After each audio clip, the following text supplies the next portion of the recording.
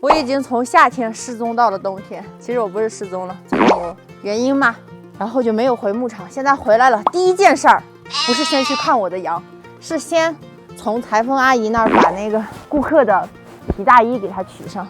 这个顾客是江苏的，他跟我说江苏都马上要穿皮大衣了，我的大衣还没回来，所以我今天第一件事就是把他大衣给他取上，然后给他寄过去。这是背后，这个是正面。然后这个衣服不只是这样穿，它还可以这样穿，这样穿上的话也很帅。下大雪的时候，把它放进雪里，抖一抖就 OK 了。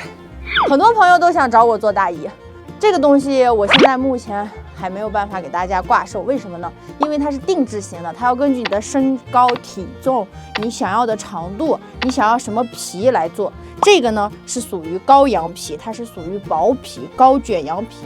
就是做出来是这样的，然后你们视频里看到的我那件，我是20多年前的一件衣服，它是用这样的大老羊皮做的，看到了吗？它们的区别就是这样。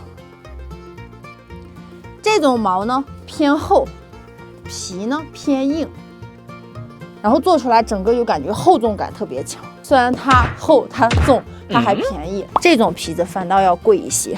但是穿上特别轻薄，它这件比我那件穿上舒服多了，又薄又保暖，又还时尚一些。然后这个呢，就是做它的皮子，这叫拼接皮，不是一整个羊的，它是有好几张羊皮做出来的。贵有一点就贵在这儿，另一点就是它俗的比较薄一些。还有一个原因就是它本来收的时候，它的羊皮就要比它的羊皮贵。这个拼接皮呢是用机器拼接，但是这个做的这个针，看见了吗？就是所有的这个衣服的这个针。这个上面的这个线，就是牧民阿姨用针一针一线缝上去的，这个是机器没法做的。价格的话，每个人都不一样。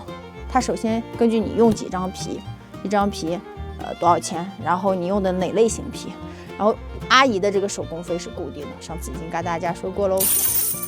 一张羊皮7、8块、5、6块，为什么到了这个做衣服的时候要100来块钱呢？就是我跟大家说，这个东西搓、揉、洗、晒、刮，一共得10几道工序。它这个把它上面的这个油脂呀啥东西都弄掉以后，还得晒，还得刮，它那个东西不是靠洗就能洗掉的，整个这个程序是没有机器的，它全是人工在做。这个手工费的东西当然要价格高点。还有我跟大家说一点，如果这张羊皮收回去做衣服的时候能卖上价，还有一部分可能它可能流到了食品里。羊皮我目前还没找到它流到食品里到底做啥，但是我知道牛皮它就是做了牛筋。科普一下啊，水晶牛蹄筋这几个字很重要，如果这儿写的水晶牛筋不加蹄的话，这个里面就有牛皮，就是把牛皮洗干净以后煮熟了以后，咱不能说它不能吃啊，它是能吃的。有人是专门吃牛皮的，这个东西也可以吃，但是它相对来说牛皮要比牛的蹄子上的筋要便宜的多得多，所以水晶牛筋要比水晶牛蹄筋便宜的多得多的去了。我愿意把一些实情告诉大家，就像这种羊皮，好的就是好的，一般的就是一般的。这种老羊皮呢，它就是便宜；这种高羊卷毛皮呢，它就是贵；水晶牛蹄筋呢就是贵，水晶牛筋呢它就是便宜。我愿意把这些东西抛开了告诉你们，希望你呢从谁家买到的东西都能知道它的价值。这个比起我那个老大衣的话，我觉得穿上好舒服，南方穿也没问题。